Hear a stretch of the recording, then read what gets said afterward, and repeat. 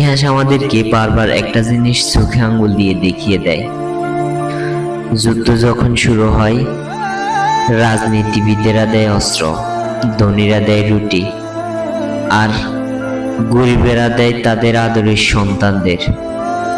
যুদ্ধ যখন শেষ হয়, রাজনীতিবিদেরা হাত মিলায়, ধনীরা রুটি দাম বাড়ায়, আর গরিবেরা তাদের আদরের সন্তানদের কবর খুঁজে বেড়ায়।